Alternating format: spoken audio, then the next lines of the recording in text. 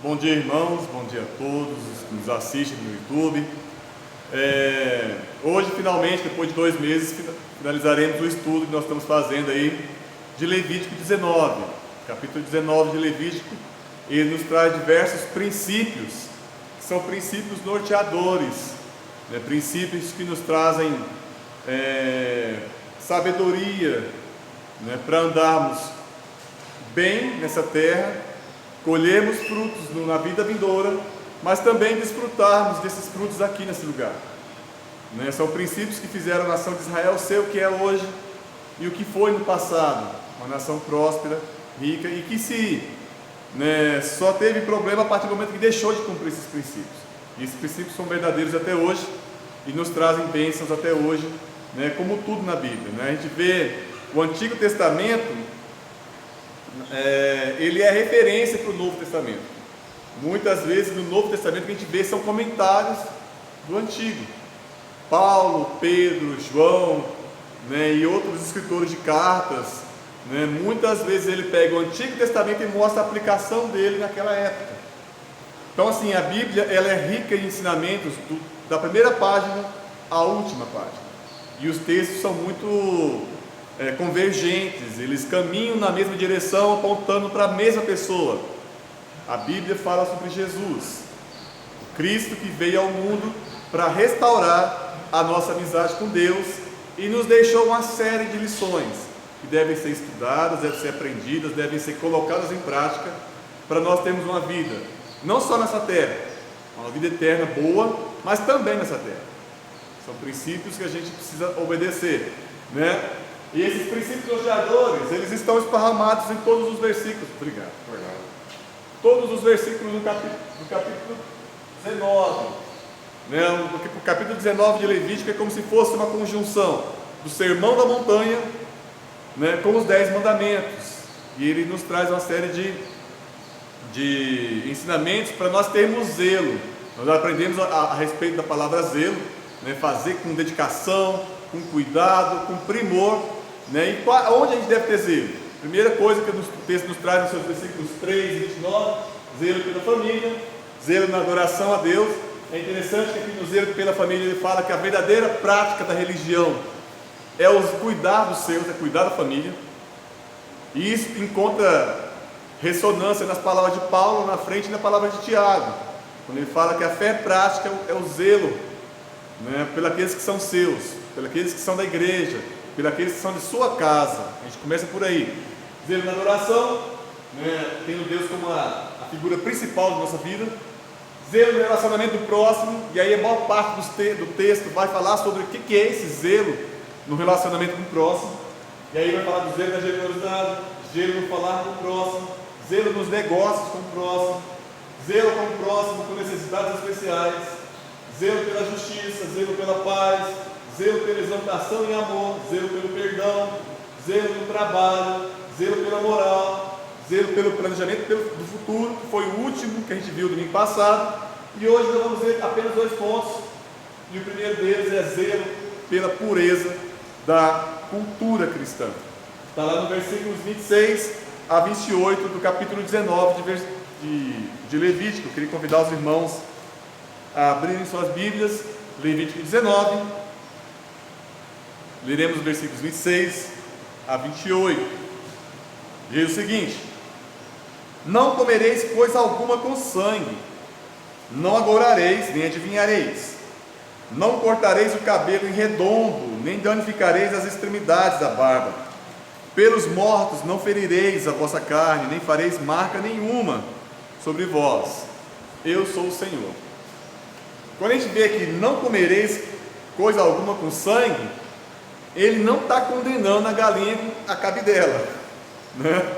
O que existia, ou o chouriço, né, que tem os pratos comuns aí que se faz com sangue. Mas ele está condenando a adivinhação através das entranhas dos animais, né? Parece uma coisa tão diferente, né?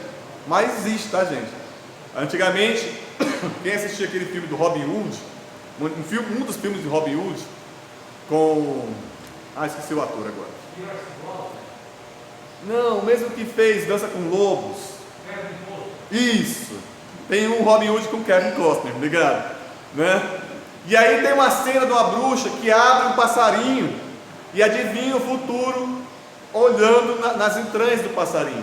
Esse era um costume, era uma maneira de magia negra, de adivinhação. Da mesma forma que hoje a gente tem com búzios, a gente tem com cartas, a gente tem com a palma da mão, a gente tem na borra de café, um costume árabe. Você pega a borra de café e adivinha o futuro das pessoas através da leitura da borra de café. Absurdo, né? Acontece. E tem muito crente supersticioso hoje ainda, né, que acredita de muitas coisas, né, que são... a Jussara ontem a gente estava num lugar, né, que tinha as lanças de São Jorge. Aí ela falou assim, ó, se não fosse a superstição de que é uma proteção contra o mal olhado, a gente podia plantar em casa com uma planta bonita. Eu falei assim, não, mas é bom mesmo, pelo menos protege do mal olhado também, além de ser bonito. Mas porque existe muita coisa assim até hoje, né? Né, a partir do versículo 26, a gente tem uma condenação grande disso, grande. Não vai tentar adivinhar o futuro baseado nas entranhas dos animais que você matar, ou na carta, ou no horóscopo, ou seja lá em que for. Não vai fazer no seu corpo marcas, não porque está condenando a tatuagem, não, está condenando práticas que eram práticas voltadas a culto a mortos, práticas voltadas a coisas que não eram bíblicas. Automutilação, que até hoje existe, né? A gente vê na Filipinas até hoje pessoas que se crucificam, acreditando que aquilo vai os aproximar mais de Deus, vai trazer Deus mais para perto deles. E aqui ele está falando que não tenha a mesma cultura, a mesma moda, não corte o cabelo em redondo igual aos egípcios. Vocês não têm a mesma moda do mundo, a mesma moda daqueles que servem a outras pessoas que não a Deus. E para que serve a santidade? Porque está falando aqui uma exortação à santidade, a ser diferente, porque a palavra santo significa ser separado, ser santificado é ser diferente do resto, dos outros povos, como ele fala, né, em Salmo 101, se não me engano, é diferente dos outros povos. A santidade, muitas vezes, ela é encarada, né, como uma forma de eu não ir para o inferno. Vou ser santo, porque senão Deus vai me castigar, seja com o inferno, seja com repreensões na própria terra. Só que a gente precisa enxergar a santidade de uma outra forma. A santidade deve ser uma ponte. Ela não é um fim em si mesmo, mas é uma ponte, aliás, para a intimidade e a comunhão com Deus.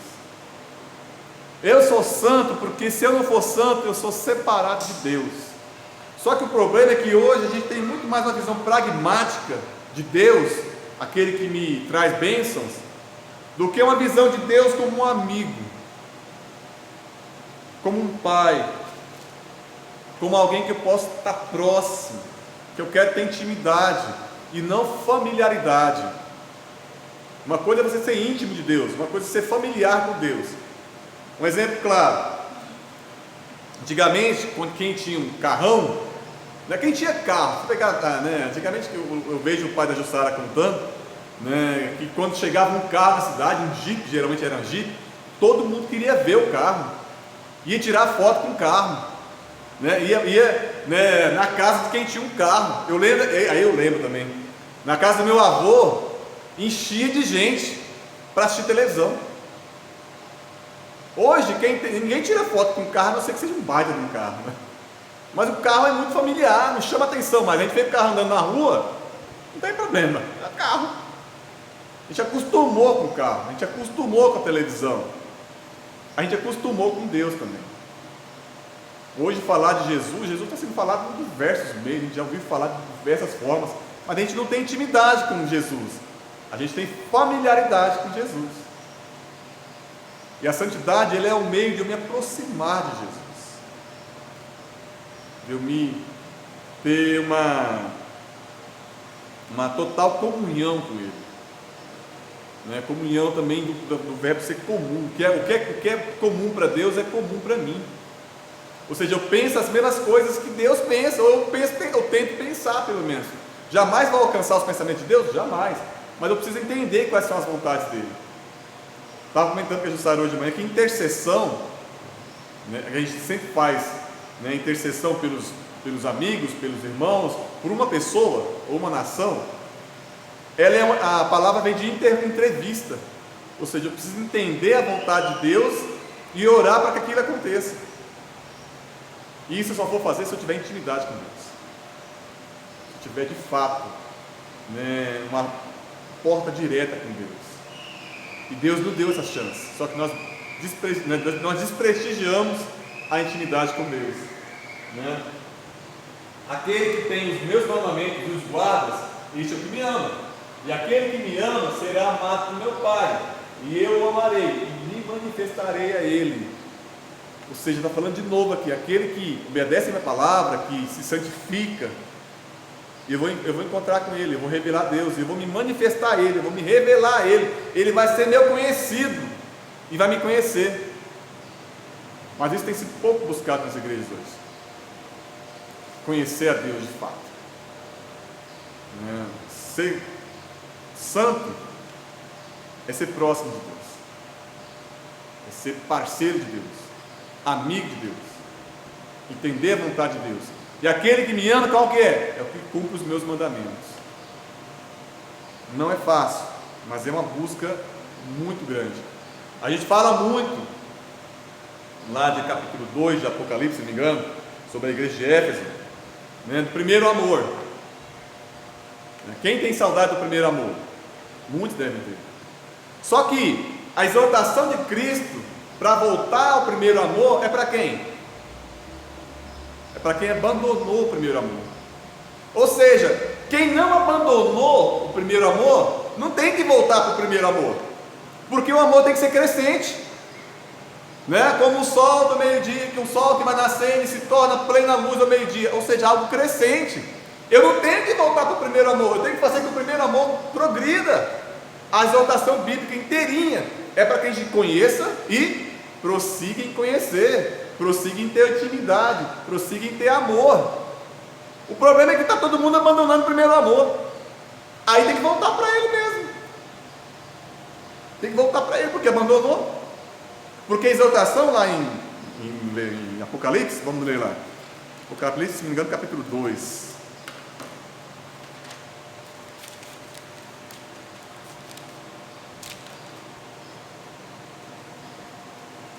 Tenho, porém, contra ti, capítulo 2, versículo 4. Tenho, porém, contra ti que abandonaste o teu primeiro amor. Lembra de onde caíste, arrepende, volta à prática das primeiras obras. Senão venho contra ti e te moverei no teu lugar, o teu candeeiro, caso não te arrependas. Nós estamos abandonando a prática do crescimento cristão. E todo mundo voltando para o primeiro amor, por quê? Porque abandonou. Falando do primeiro amor como se fosse algo tremendo, e é mesmo. Se tem uma paixão quando a gente, né, aproxima de Cristo a primeira vez, só que essa paixão precisa ser crescente. E por que não é? Porque nós não abandonamos as práticas, a cultura mundana, igual o versículo 26 de Levítico 19 nos manda. E essa intimidade com Deus, que deveria ser crescente, elas é um gráfico serrote, estou em cima, estou embaixo, estou em cima, estou embaixo. A nossa vida vai ter oscilação? Sempre. Mas ela deveria ser uma crescente, porque é isso que a Bíblia prega. Então assim, eu fiquei preocupado quando eu estava lendo isso aqui, comigo mesmo. Peraí, se a ponte é a santidade, por que eu não estou tendo acesso a Deus? Porque eu não estou tendo santidade. Porque eu estou abandonando o primeiro amor o tempo todo. Porque se eu abandono a santidade, eu abandono a Deus, eu me afasto de Deus. Interessante que Paulo, aqui no versículo, só colocar lá, 2 Coríntios 6,16, ele fala o seguinte: e que acordo pode existir entre o templo de Deus e os ídolos, porquanto somos santuários do Deus vivo, ou seja, Deus vivo mora em nós. Como declarou o próprio Senhor, eu estou falando agora do Antigo Testamento: habitarei neles e entre eles caminharei, serei o seu Deus e ele será o meu povo. Aqui está falando de santidade e de uma promessa de Deus: habitarei com eles. Aí sabe como é que ele fala em 7:1, logo após esse versículo? Ora, amados, pois que temos tais promessas, purifiquemos de toda imundícia da carne e do espírito, aperfeiçoando a santificação no temor de Deus. Paulo fala: olha, você tem uma promessa. Hoje, quando na igreja se fala de promessa, as pessoas pensam em quê? Em ministério abençoado, em ter um carro, em melhorar a vida financeira, em conquistar novas projeções social, profissional dentro da igreja no sentido de ter projeção, de ser eleito presbítero, né, de cantar lá na frente. A promessa que Paulo está falando aqui, qual que é? Habitarei neles e entre eles caminharei, intimidade com Deus. Melhor coisa que um cristão pode ter, melhor coisa que pode acontecer com um cristão, conhecer a Cristo, cada vez mais, e jamais abandonar esse primeiro amor, fazer com que esse primeiro amor se desenvolva, e cresça, e eu tenha mais intimidade, e eu tenha mais acesso a Deus, e eu tenha mais do poder de Deus em mim, e operando em mim, e eu seja mais parecido com esse Cristo, cada dia mais. Mas a gente não tem prosseguido em conhecer a esse Deus, prosseguido em entender a vontade desse Deus, prosseguido em entrevistar esse Deus e nas nossas orações fazer aquilo que Deus já tinha determinado. Quando Elias ora para que chova, Deus antes fala para ele: vou mandar chuva. Deus ia mandar chuva, porque a palavra de Deus não volta. Elias podia ter falado assim: então manda, beleza. O que Elias faz? Vai para uma gruta, se esconde, vai para um lugar, ora. E ele não ora só uma vez, não. Ele ora: vai lá, tem nuvem? Não, continua orando. Vai lá, tem nuvem? Não, continua orando. Vai lá, tem nuvem? Tem nuvem pequenininha, tamanho da mão de um homem. Vai vir a chuva agora. Ele já sabia que ia chover. Isso que é, de fato, intercessão. Entrevistar a Deus, a ponto de entender como Ele pensa e agir de acordo com a vontade dEle. E aí as suas orações terão o poder que é feito, que é dito lá por Jesus: tudo que pedires no meu nome será feito. Pensou o poder disso? Pensou o poder de falar assim: sai demônio, o demônio sai correndo. Falar cura, o negócio acontecer, a cura acontecer. De falar com propriedade, com amor a Deus, e a coisa de fato ser a vontade de Deus e a coisa acontecer. Sabe por que isso não acontece no nosso meio? Porque nós não entrevistamos Deus, nós não intercedemos. Por que não entrevistamos Deus? Porque não conhecemos a vontade dEle. E por que não conhecemos a vontade dEle? Porque não somos santos. E por que não somos santos? Porque temos práticas mundanas no nosso meio, que Levítico aqui está condenando. Por que a igreja perdeu o poder? Porque nós nos afastamos da fonte do poder. A nossa ponte está quebrada. E o que quebrou a ponte? O pecado. O pecado quebrou a ponte. A santidade já não é mais tão valorizada, né? Aqui em Salmo 19, 11, ele está falando de bênção. Mas é bênção para aquele que atende a Deus. Por elas, pela palavra de Deus, o teu servo é divertido. A grande recompensa em obedecer. Ou seja, grandes recompensas em obedecer a Deus. E a maior delas, qual que é? Intimidade com o próprio Deus. Recompensa de João, qual que foi? Encostar a cabeça no peito de Jesus. Ter as revelações que Deus fez para ele em Apocalipse, a ponto de um anjo falar assim: ó, esse aí você não escreve não, que vai dar ruim. Ou seja, João viu muito mais do que ele revelou em Apocalipse. Por que a gente não tem essas revelações? Porque a gente não olha para a palavra de Deus, porque a maior fonte de revelação está aqui. E toda vez que eu falo com Deus, Ele fala comigo através da palavra dEle, através da oração, eu tenho uma novidade de vida. Coisas novas na minha vida acontecem. Para o mesmo texto, com a mesma escrita, na mesma versão, mas com ação diferente do Espírito Santo no meu coração. Que só vai acontecer se eu não tiver a ponte quebrada. E ele fala também em Provérbios, capítulo 10, versículo 27, o temor do Senhor aumenta os dias, mas os perversos terão os anos de vida abreviados. Ou seja, a distância de Deus cobra o preço. Viver longe de Deus tem preço, tem consequência. Os dias do perverso serão abreviados, né? E aí Tiago, fazendo um comentário do Antigo Testamento, o que ele escreve? Chegai-vos a Deus, e Ele se chegará a vós. Intimidade. a limpar as mãos pecadoras, e vós de duplo ânimo, vida um pelar e um pecar. Às vezes está animado, às vezes está fraco, está forte. Às vezes está fraco, às vezes está forte. Às vezes está animado, às vezes está desanimado.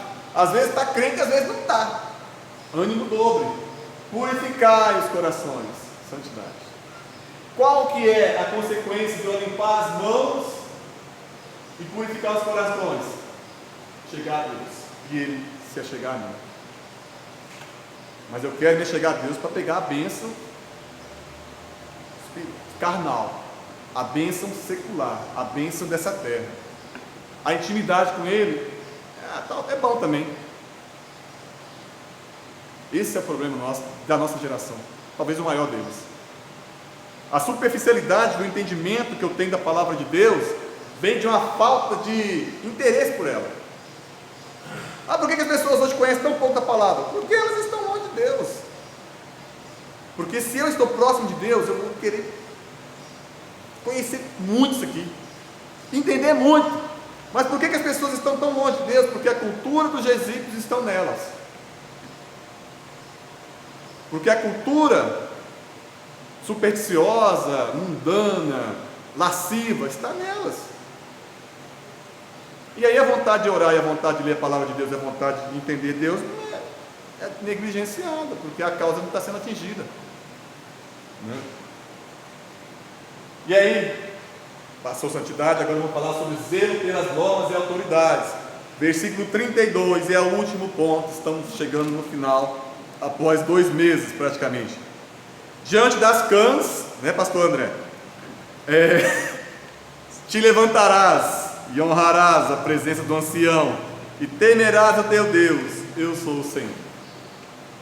Diante daquele que exerce a autoridade, aqui é interessante que a autoridade está relacionada diretamente a tempo de vida, né? E aqui ele fala que aqueles que são mais velhos merecem honra, mas não se restringe tão somente a tempo de vida, mas autoridades, elas devem ser reverenciadas, a gente deve prestar atenção. E esse texto também encontra eco em diversos outros textos bíblicos, né? Vamos citar alguns deles aqui. Onde não há conselhos, projetos saem vãos, mas com a multidão de conselheiros se confirmarão. As pessoas precisam aprender a ouvir. E aí eu falo de mim também, todos nós precisamos aprender a ouvir aqueles que são mais experientes do que nós. Respeitar. Hoje a razão, né, se tornou compartimentalizada. O que isso significa? Cada um tem a sua razão, e eu preciso respeitar a razão do outro. Isso é muito pregado hoje em todos os textos seculares, nas entrevistas, né, de grandes personalidades, na TV. Não, cada um tem o seu direito de entender da forma que quer. Aí cada um tem a sua sexualidade, cada um tem seu entendimento sobre corrupção, cada um faz o que quer da vida. Espera aí, primeira coisa, autoridade máxima sobre a minha vida, Cristo. Ponto. Cristo é a autoridade máxima da minha vida. Aqueles que Cristo orientou e colocou como autoridade dentro das congregações que Ele mantém, as igrejas, segundo as autoridades, né, é autoridade também. Acima dessas pessoas que estão dentro das igrejas, né, como autoridades, os presbíteros, pastores, demais pessoas, né, e entre Cristo quem está? A palavra de Deus. Então assim, se a autoridade dentro da igreja está obedecendo a palavra de Deus e ao Cristo, Ele é autoridade sobre a minha vida também. Ele exerce a autoridade sobre mim também. A partir do momento que essa autoridade deixou de obedecer a palavra de Deus e a Cristo, ele não é autoridade da minha vida. Porque essas duas são autoridades antes da autoridade da igreja. Quando Paulo fala aqui, obedecei, né, ao imperador, aos juízes, às legislações, para que haja paz no mundo, ele também está falando sobre obedecer às autoridades. Né, a Jussara ontem está me contando que ela foi fazer um projeto da casa da irmã dela, e aí ela estava, né, pedindo para a irmã dela, tem um pouco de paciência, deixa eu pensar mais. A irmã dela é muito ansiosa, parece comigo, né, nesse sentido. Não, já quero fazer logo, vamos fazer o projeto. Ela, então tá, faz aí. E aí teve um detalhe no projeto que a Jussara falou: putz, se eu tivesse mais um pouquinho de tempo, eu teria pensado algo melhor. Mas né, não deu tempo. A outra não obedeceu. A outra não prestou atenção. E nós somos assim. Nós não queremos ouvir os outros. A multidão de conselhos, hoje, ela é negada. Eu não quero ter tempo, eu não tenho tempo para ficar ouvindo um, ouvindo o outro, prestar atenção, parar, meditar, ruminar o pensamento, olhar a palavra de Deus e aí então tomar decisão. E essa pressa, essa ansiedade traz consequências horríveis para a vida da gente. Eu tenho muito orgulho para poder pedir conselho para os outros. É interessante, Descartes fala disso. O bom senso é a coisa do mundo mais bem distribuída. Todos pensamos ter em tal medida que até os mais difíceis de contentar nas outras coisas não costumam desejar mais bom senso do que aquele que tem. Eu acho fantástica essa frase de Descartes. Até aquele mais inconformado: eu queria ter um cabelo mais bonito, né? O cabelo pelo menos. Eu queria ser mais magro, mais forte, mais bem definido. Eu queria ter mais sabedoria. Eu queria ter um carro melhor. Até esses são inconformados com tudo na vida. Eles não são inconformados com o tanto de bom senso que tem. Eles acham que tem um bom senso suficiente para tomar todas as decisões da vida dele. E aí que é? Porque a Bíblia o tempo todo nos exorta a respeitar a autoridade, a ouvir a autoridade, a ir buscar o conselho, a buscar a sabedoria que está na multidão das pessoas que nos cercam, que podem trazer sabedoria, principalmente na palavra de Deus, como o Tiago fala: buscar em Deus sabedoria, que a ninguém impropera. Ou seja, busca a Deus, Ele não vai te dar um cacetete, um cascudo, se você buscar sabedoria. Faça como Salomão: Deus, posso te dar tudo, me dá sabedoria. Deus fala assim: então tá bom, só porque você pediu bem, eu vou te dar sabedoria, eu vou te dar o resto tudo, porque sabedoria é o mais importante. Mas parece que todo mundo acha que tem o suficiente para viver. A sua sabedoria já é, né, o tanto bom, já basta. Não precisa consultar ninguém, não precisa ouvir ninguém, não precisa ir atrás de ninguém, não precisa abrir a palavra de Deus e entender dela, não precisa ler provérbios todos os dias, que é uma coisa fantástica que a gente podia fazer, né?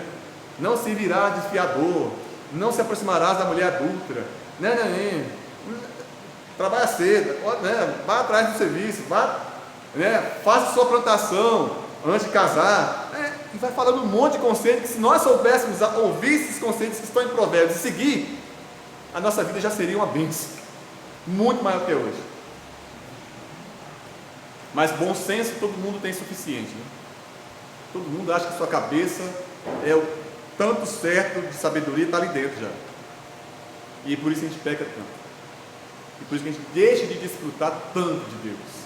Deixa de desfrutar tanto. E resumindo, né? A gente tem que ter fidelidade e amor a Deus. Zelo por Deus. Zelo na nossa relação com Deus. Zelo na fidelidade e amor nos relacionamentos pessoais. Eu estou falando de relacionamentos com a família, com os irmãos da igreja, com os vizinhos, com todos aqueles que nos cercam. Zelo e honestidade e justiça nos juízos, nos negócios e nas transações comerciais. É isso que Levítico nos ensina no seu capítulo 19. E muito mais. Se a gente fosse afundar mais, pegar os comentários sobre o capítulo 19 de Levítico e todas as suas implicâncias, as diversas nuances de nossas vidas, nós ficaríamos um ano falando sobre isso. Santidade dá para falar 3 cultos. Diga. Nossa autoridade hoje, como hoje está falando de Deus, a maioria delas, vamos começar lá no Sudeste. São tantas leis brasileiras que precisavam já de ser reformuladas, já estão caducas, nós vamos ter um citar bem popular. Hoje a criança tem que ter razão, tem que ter voz. Onde é que você decidiu? A criança não sabe, né, o que vai ser o amanhã dele, tem que ouvir o conselho dos mais velhos. Quer dizer, em casa hoje, até o jovem, né, chega em casa e tem que ter razão, ele pode dar uma balada, pode chegar o que quer, o pai está falando de fazer isso, então eu vou buscar meu direito, essas coisas, e a lei vai na brecha. Ou seja, o nosso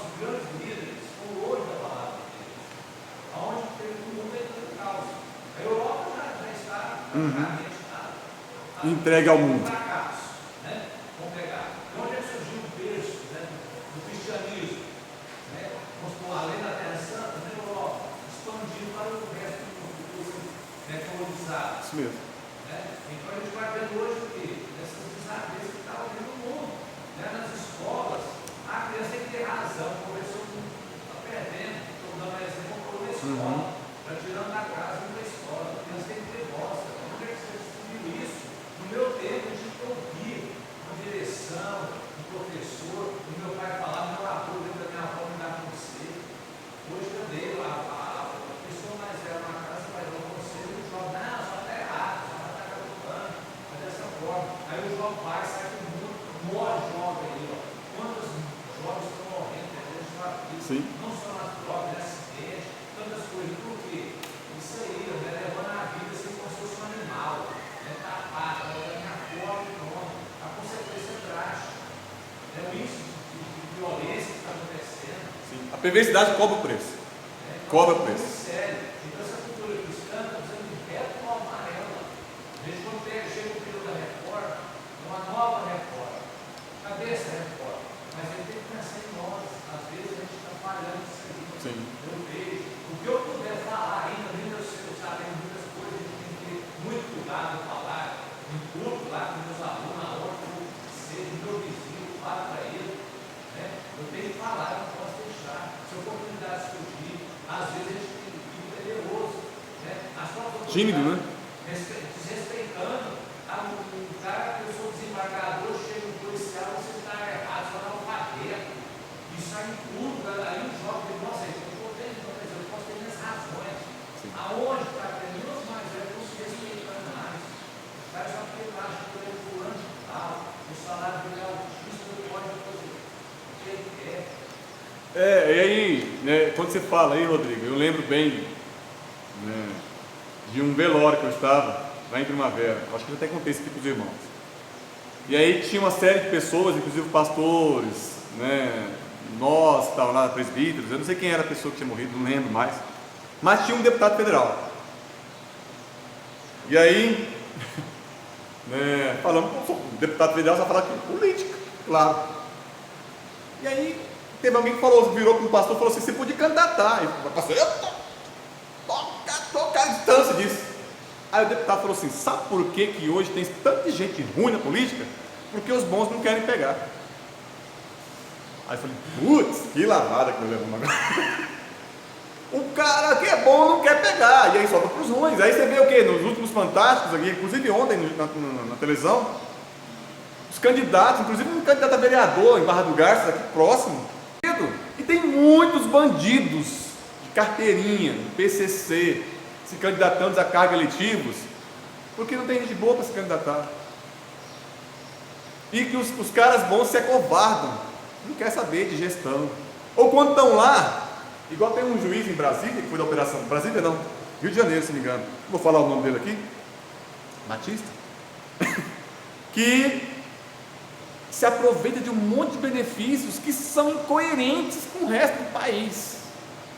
Tipo, ele e a mulher, os dois têm vale transporte, vale moradia, moram na mesma casa, os dois, ganham o auxílio moradia. Os dois são juízes.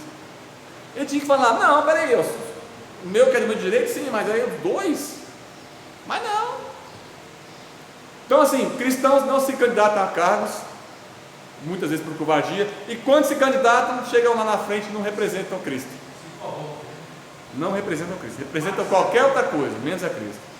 Então o que a gente precisa não são de bons políticos, nós precisamos de bons brasileiros, porque não tem nenhum americano na Câmara dos Deputados, não tem nenhum inglês no Senado, e não tem nenhum juiz árabe no Brasil, são todos brasileiros.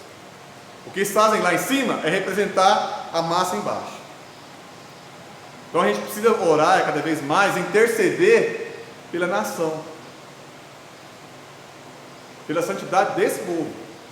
Porque o que está impuro não é as entidades, né? não são as organizações ou as instituições. O que está impuro é o povo, que está lá dentro, que somos nós, brasileiros. E é tão difícil mesmo isso, a falta de uma autoridade verdadeiramente cristã lá, que nas escolas você tem o medo de Deus, mas você tem que ter cuidado com o que você vai falar de Deus. Porque não pode falar explicitamente a respeito de salvação. As direções falam que não, você tem que evitar de falar de Deus. Nós vamos fazer um planejamento de Natal, evitem falar de coisa que leva para a religião. Você vai falar de Jesus. Pô, então cancela o Natal, né? Aí você tem que falar de Papai Noel. Não, no meu planejamento não vai ter Papai Noel. Tá certo. Sabe? E aí, quando você começa a fazer isso, né, a graça que é de graça, ela não é barata. Eu entro na obra de Deus, eu entro no povo de Deus de maneira gratuita, através do sacrifício de Cristo. Mas eu permaneço através dos sacrifícios que eu faço para Cristo. O que isso significa? Significa que eu tenho que pagar o preço de ser cristão. Senão eu não sou cristão. Não tem nada me cobrando nada. Eu estou tranquilinho como cristão. Eu acho pouco provável que você seja cristão. Seguindo esse exemplo que eu citou aí, está chegando a época que a Bíblia fala. A gente vai ver quem é cristão de verdade, se vai negar ou não. E assim, Se eles gostam ela falar de Papai Noel, ela como cristã não. Vou falar a verdade, meus alunos. Cristo, está no Natal é Cristo. e a Páscoa é a ressurreição dele. Não é do coelhinho, nem do ovo. É os intrusos, né, que vem tomando o lugar de Cristo, né, para ele falar. Sim, assim, e é bíblico isso que o Tiago falou, né? Que vai ter uma tribulação. E voltando ao exemplo que você citou dos políticos, nós como evangélicos, eu creio muito que existem tantas falsas doutrinas hoje por culpa nossa, que sabe da Bíblia e não fala, Não revela. guarda para nós. Por conta disso que eles estão sendo enganados por esses falsos mestres. É o papel do sentinela em Ezequiel, né? Engraçado, Ezequiel é um texto que me dá arrepio. Que fala assim, você está em cima do muro. Quem está em cima do muro? Enxerga mais longe. Quem enxerga mais longe? Quem conhece a palavra de Deus. E foi tirada a venda dos olhos dele através da ação do Espírito Santo. Nós, cristãos. Você está em cima do muro. Aí você está vendo o inimigo vindo. Se você toca a trombeta e o povo não faz nada, problema do povo. Vai morrer no pecado, vai morrer por problema. Agora, você viu o inimigo e ficou quietinho, eu vou cobrar o sangue de todo mundo, de você. Aquela palavra não é para o pastor, não. Também é, se ele for convertido. Mas é para todos aqueles que enxergam longe, que estão em cima do muro. Nós. E por que o inimigo está entrando na cidade e destruindo? Porque nós estamos com a trombetinha, pendurada no cinto aqui, quietinho. E aí o sangue desses, por isso que eu fico preocupado, será cobrado? Como é que vai ser cobrado? Não sei. Mas eu tenho medo, irmão. Eu tenho medo. Porque eu estou com a trombetinha aonde? Na boca, gritando, tá vindo. Ou com ela pendurada aqui, ou estou dormindo. Em cima do muro dormindo. Alguns não conseguem nem reconhecer que é o inimigo. Olha lá, não é o inimigo.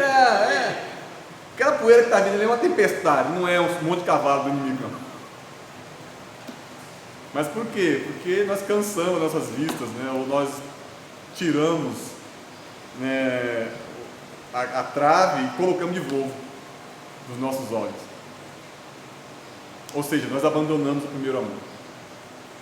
E continuamos abandonando. E aí olhamos o primeiro amor como se fosse algo fantástico. Porque é a origem de tudo. Mas o mais fantástico é que eu faço a partir daí. Ou deveria ser, né? A partir daí que o negócio vai ficar melhor. Mas não fica. Não deveria ficar, mas não fica. Não está ficando. E esse é o alerta final do capítulo 19 de Levítico para nós. É interessante deixar essa palavra final. Obedeça às autoridades. porque senão o negócio vai ficar ruim. Seja santo, porque senão o negócio vai ficar ruim. Quando o negócio ficou pior para Israel? Quando ele deixou de ouvir os juízes e quando ele deixou de ser santo. Veio Nabucodonosor. E aí acabou tudo. O nosso fim será parecido com o fim de Israel naquela época. E nós estamos caminhando. Só que assim, a gente tem que parar de falar assim, não, a igreja, isso é bíblico, a igreja vai esfriar mesmo o amor. Peraí, mas que não seja comigo. Que não seja em mim. É como se eu estivesse dando razão. Não, porque isso aí vai acontecer mesmo. Né? A minha filha está indo para o inferno. Eu falo, não, mas todas as filhas dos outros irmãos tudo estão indo para o inferno, então deixa aí também. Uai, que raio que é isso? Que cristão é esse? Não, mas é porque o amor está esfriando, aqui também vai, aqui na terceira igreja vai esfriar também. Que raio de crente sou eu?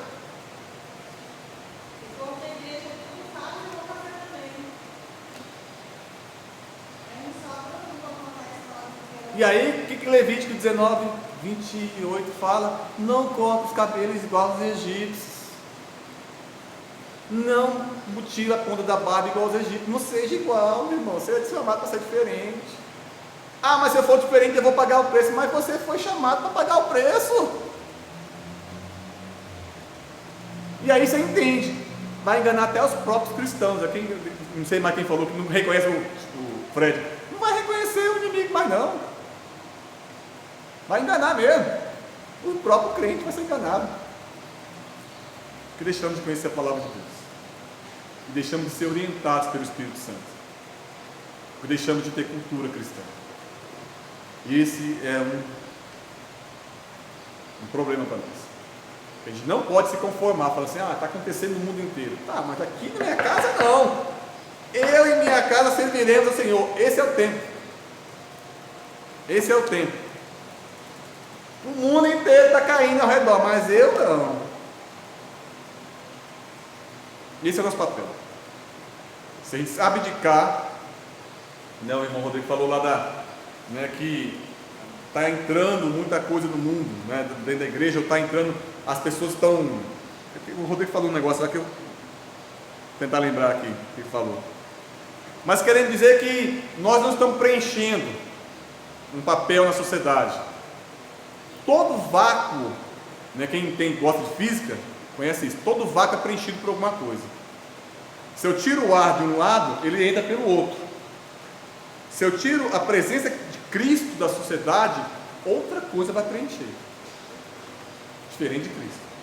Todo vácuo é preenchido. Por que hoje as mulheres estão mandando tanto dentro de casa? Porque existe um vácuo da autoridade masculina, que está se abdicando de exercer a sua autoridade.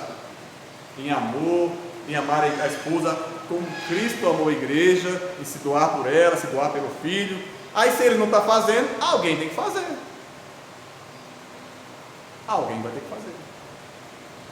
Vai ser a mulher, vai ser a TV, vai ser o mundo, vai ser a tia, vai ser o cara, né, da boca de fumo. Alguém vai exercer autoridade sobre os nossos filhos, se eu deixo de exercer.